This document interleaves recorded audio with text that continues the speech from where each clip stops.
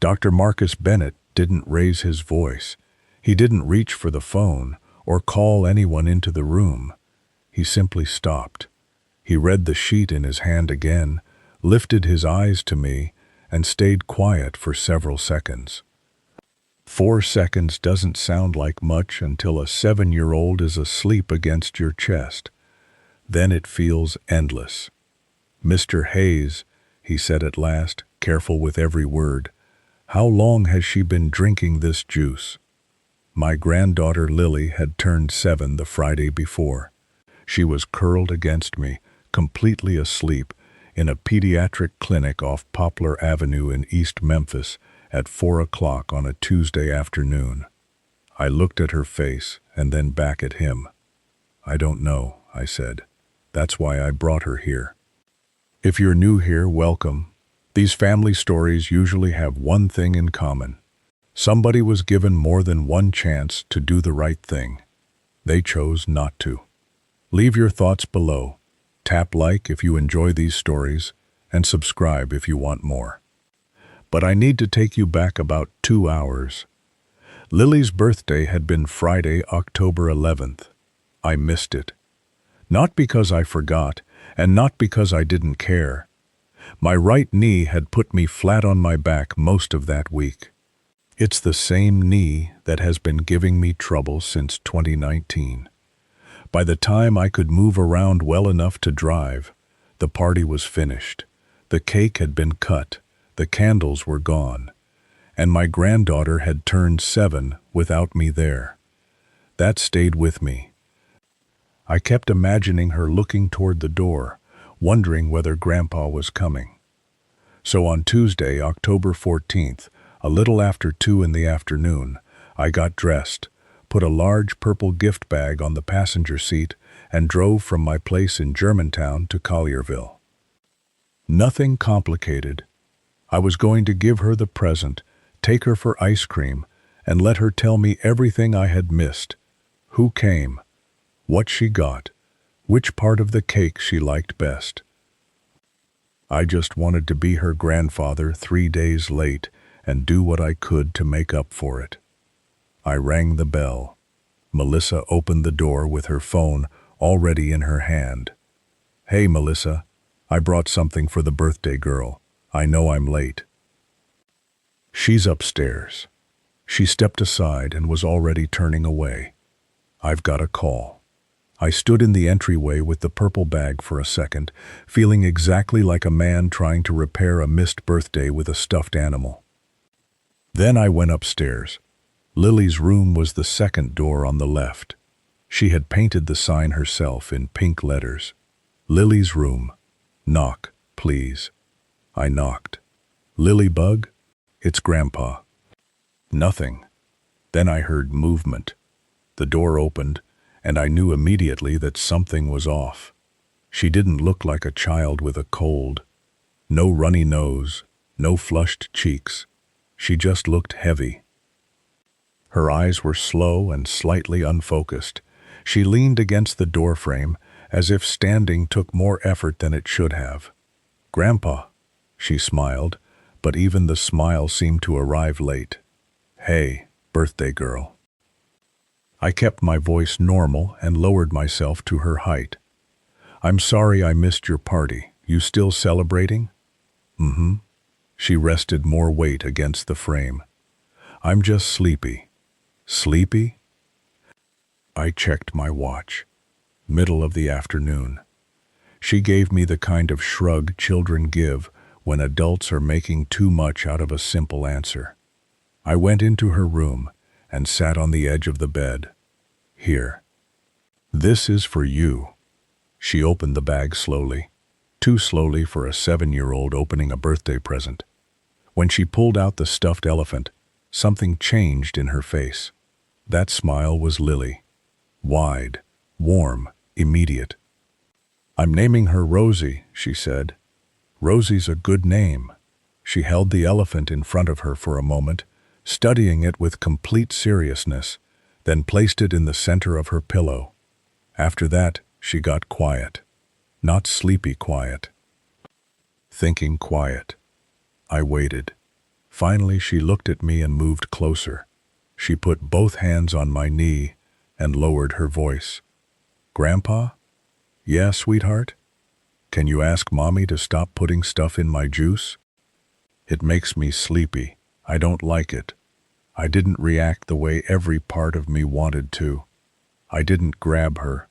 I didn't ask 10 questions. I nodded once. "Okay, baby." Then I stood and held out my hand. "Come on, let's take a ride." I've never considered myself a dramatic man. I spent 33 years rebuilding engines. If you do that long enough, you learn that a machine can tell you something is wrong before you can point to the exact part. Sometimes it's a sound. Sometimes it's a pull in the wheel. Sometimes you just know the thing in front of you is not operating the way it should. That was Lily. We went downstairs. Melissa was still on her phone in the kitchen, laughing at something. "I'm taking Lily out for a birthday treat," I said. "Ice cream, just the two of us." She lifted one hand without really turning around. "Sure, fine."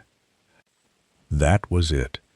I buckled Lily into the passenger side of my dark blue 2009 Ford F-150. She still used a booster seat and had once told me she liked sitting higher because it made her feel like a princess. I started the truck and pulled away. I didn't call Michael, my son. I didn't call the police. Not yet. First, I needed to know what I was actually looking at. The pediatric urgent care on Poplar Avenue was the closest clinic I trusted. Dr. Bennett had treated Lily twice before for ear infections. I remembered him because he explained things plainly and never acted like a worried family member was wasting his time. When we got there, I told the front desk I needed someone to see her urgently. Once we were in the exam room, I repeated exactly what Lily had told me. The juice, the sleepiness, the way she had looked standing in her bedroom doorway. Dr. Bennett listened. He didn't dismiss it. He examined Lily, who sat on the paper-covered table eating crackers from a small cup, as if this were any ordinary Tuesday. Then he ordered testing. "We should have the first results in about 40 minutes, he told me. So we waited. Around the half-hour mark, Lily climbed down, settled beside me, rested against my arm, and fell asleep. Not gradually. She was talking 1 minute and gone the next. I sat there without moving. I kept seeing her in that doorway. Slow eyes, heavy body, one hand holding the frame, and I kept thinking about how close I had come to waiting until the weekend to visit. The exam room door opened. Dr. Bennett came back holding the results. He looked down. "Read them," then looked at me and stopped. 4 seconds. I counted them. "Mr. Hayes," he said, "how long has she been drinking this juice? What did you find?" He sat across from me and turned the paper around. Diphenhydramine, the allergy medicine most people recognize as Benadryl. At appropriate use, it's common medication. What mattered was the pattern in Lily's results. Dr. Bennett explained that what they were seeing did not look like a single accidental exposure. The findings were consistent with repeated administration. I read the line again, then again. I folded my hands over my knee and forced myself to keep breathing normally. "Her mother is home right now?" "Yes." He leaned back slightly. "Mr. Hayes, I have reporting obligations here." "I understand." I looked him in the eye.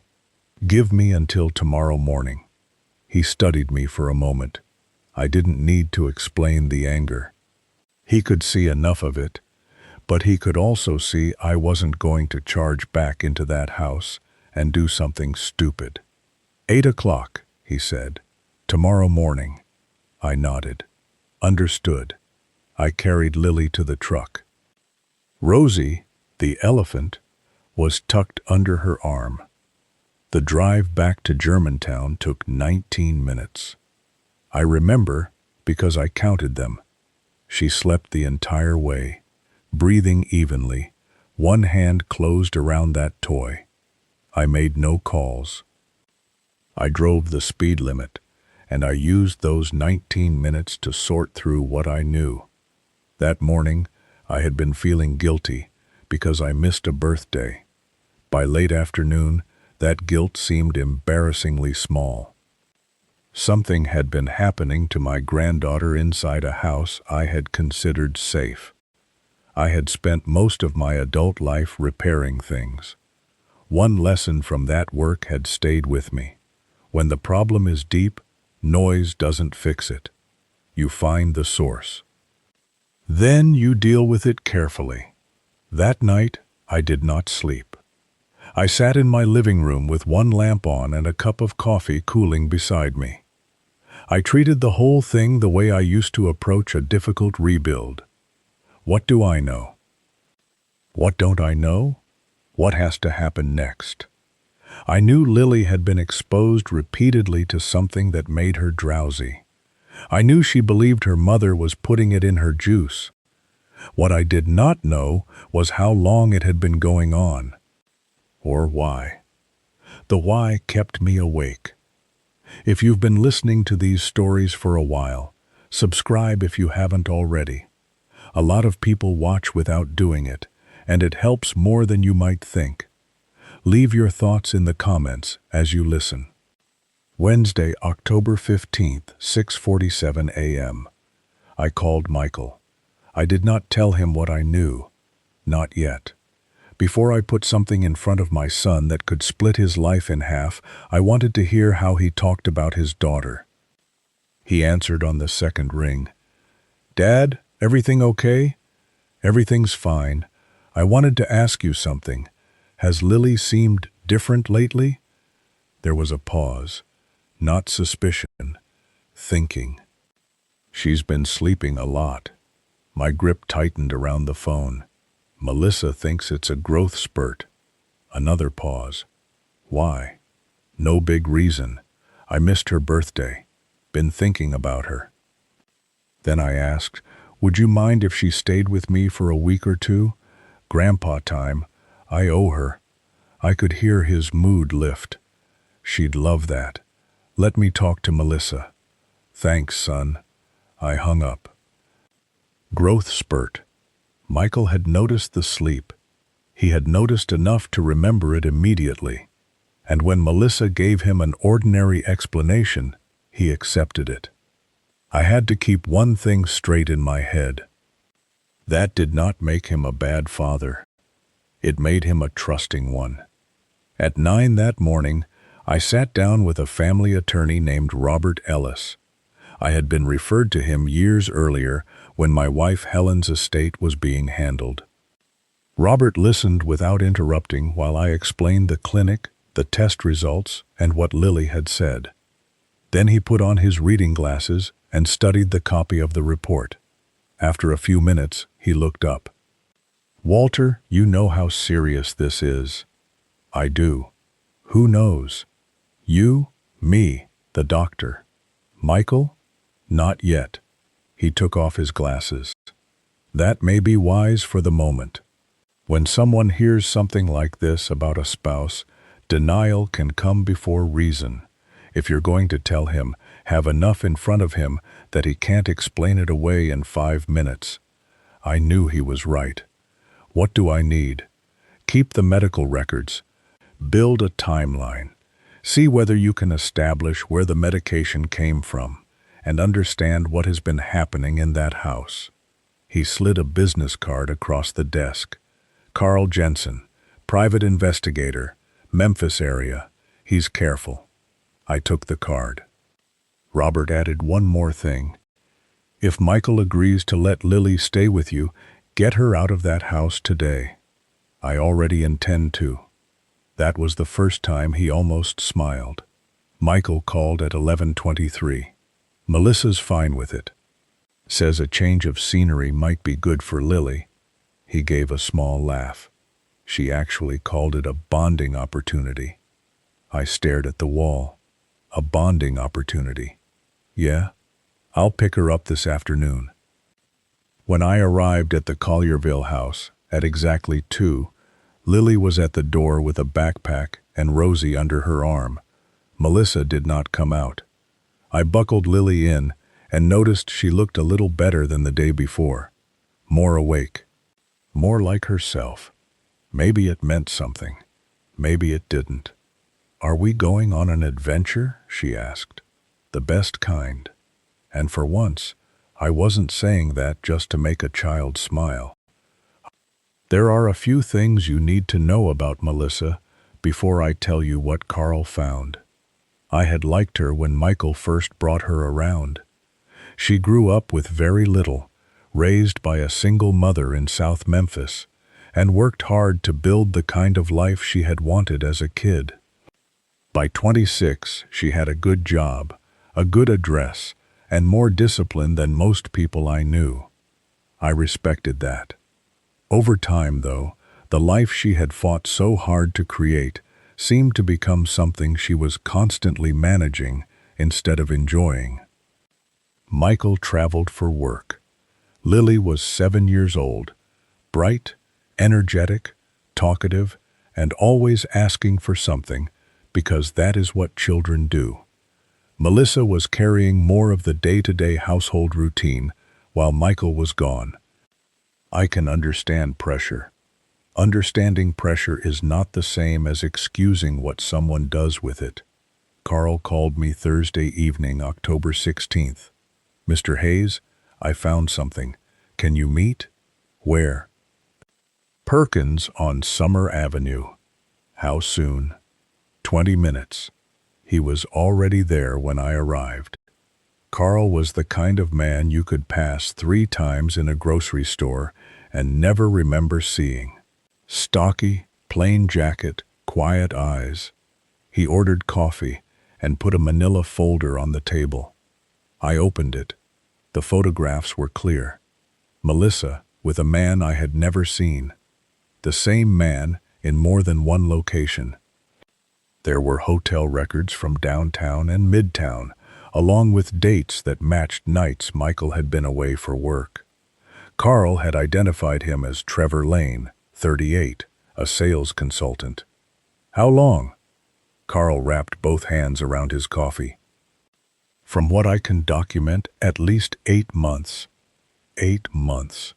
I looked back at the dates. Lily had just turned 7. I started lining up the timing in my head. The medication? Carl's expression changed slightly. "I can't prove motive from photographs."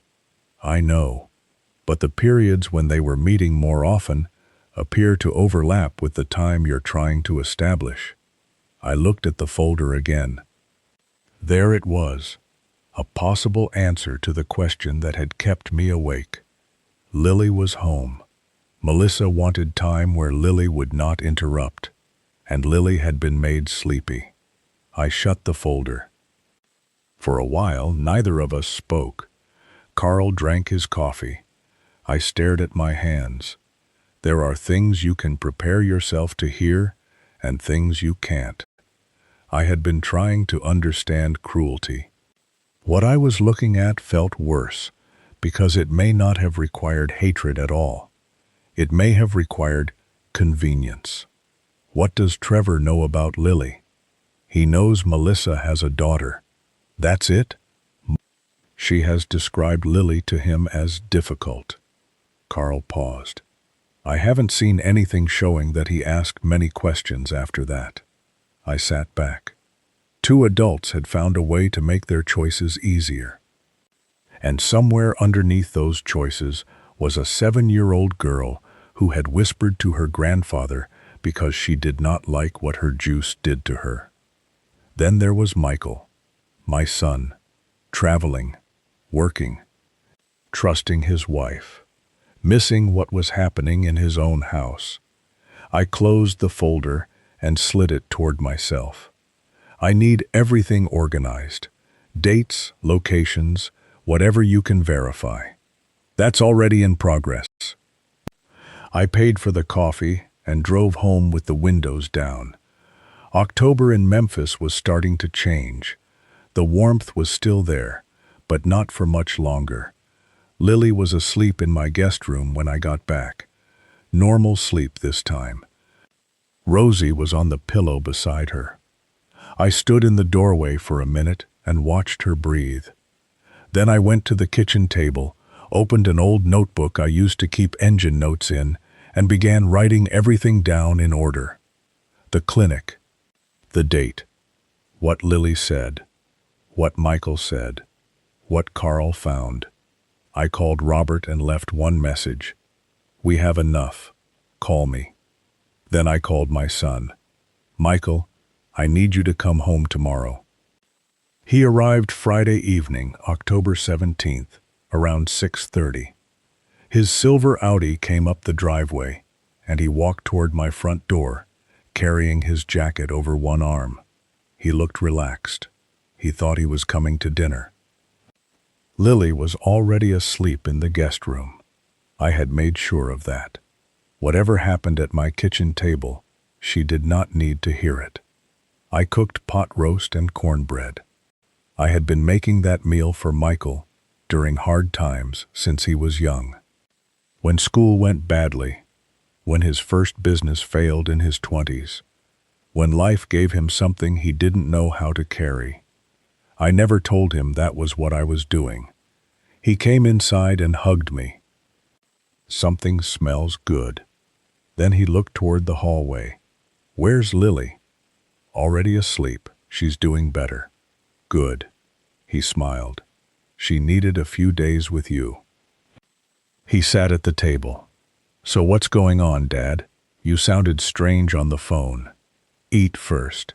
He gave me the look he had been giving me since he was 12, whenever he thought I was making something more complicated than necessary. But he ate. I let him finish his first plate, then the cornbread, then a second helping. I filled his tea. After that, I got up and brought 3 things to the table: the medical report, the pharmacy information Robert had helped me trace, Carl's folder. I placed them in front of him and sat down. Michael looked at me, then at the paperwork. He started with the medical report. I watched his eyes move down the page. His face did not collapse. It became still. He set the report down and read the pharmacy records. Then he opened the folder. The first photographs were enough.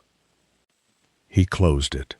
For a few seconds, the only sound in the kitchen was the refrigerator. Michael stood. Excuse me. He walked down the hallway and closed the bathroom door. I stayed at the table. He was gone long enough for me to refill my own tea. 7 minutes, according to the kitchen clock. When he came back, his eyes were red, but his voice was steady. He sat down and looked at the folder without touching it. Does Lily know? She knows the juice made her sleepy, that's all. He nodded. Good. His jaw moved once. She doesn't need any more than that right now.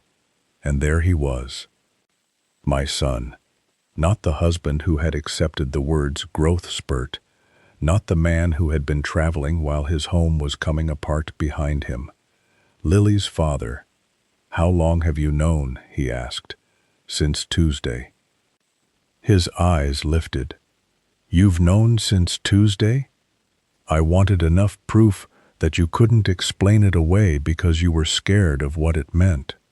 He stared at me. Then a short breath came out of him. Not really a laugh. You rebuilt the whole engine before you showed me what was broken. Old habit. He looked down at the table. Then he picked up his phone. Give me Robert Ellis's number. I did. Michael did not confront Melissa that night. He did not confront her Saturday either. He stayed at my house for the weekend. He slept in his old room.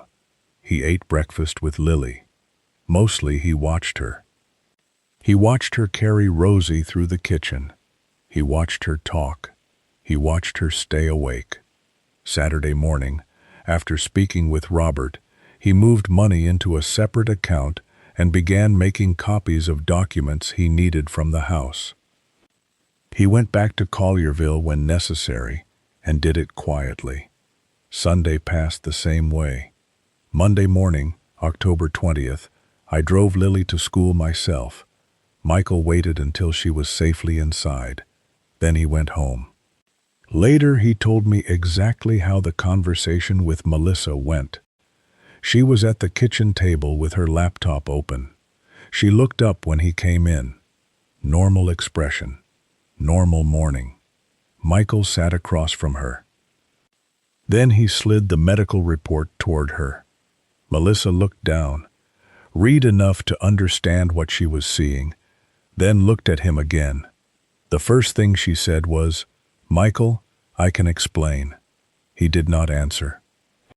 "She was having trouble sleeping," Melissa said. "I thought if she rested more." Michael placed the pharmacy records beside the report, then the photographs. Melissa stopped talking. He watched her look at the pictures of herself with Trevor. "I trusted you," he said. His voice stayed low. "With Lily, with our home, with me. Michael, please. She's my daughter too. I love her. I would never hurt her. You made her sleep." Melissa started to answer. Michael kept going. "For months, so you could have time with him." He picked up his keys. "Whatever explanation you need to live with that, I'm not going to argue with it for you." He walked toward the door. Melissa spoke behind him. "Are you taking her away from me?" Michael stopped. He looked back once. "You made that decision before I knew there was one to make." Then he left. What happened after that was slower than most people imagine when they hear a story like this. There was no single morning when every consequence arrived at once. There were interviews, court dates, records, waiting. Michael was ultimately awarded full custody.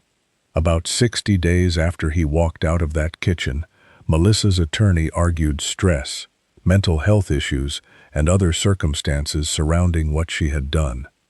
Robert brought forward the medical evidence, the clinic testimony, and the documented pharmacy purchases covering roughly 7 months.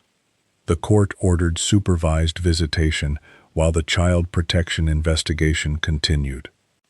Criminal child endangerment charges followed through the district attorney's office. Investigators also contacted Trevor. He cooperated. He provided dates, locations, and conversations, and gave investigators what he had, once the questions reached him. Whatever loyalty Melissa thought existed there disappeared quickly when he had his own interests to protect. The marriage ended. The Collierville house was sold as part of the divorce settlement. Melissa did not leave the process, with the life she had worked so hard to present from the outside. The social media page that had always shown the polished version of their home became quiet. The seasonal decorations stopped changing. By December, someone else was getting mail at that stone mailbox. That is how it ended. Not with one giant scene, with reports, hearings, signatures, boxes, and time, and with Lily safe. If this story stayed with you, leave your thoughts below. Subscribe for more family stories like this, and thank you for spending this time with me.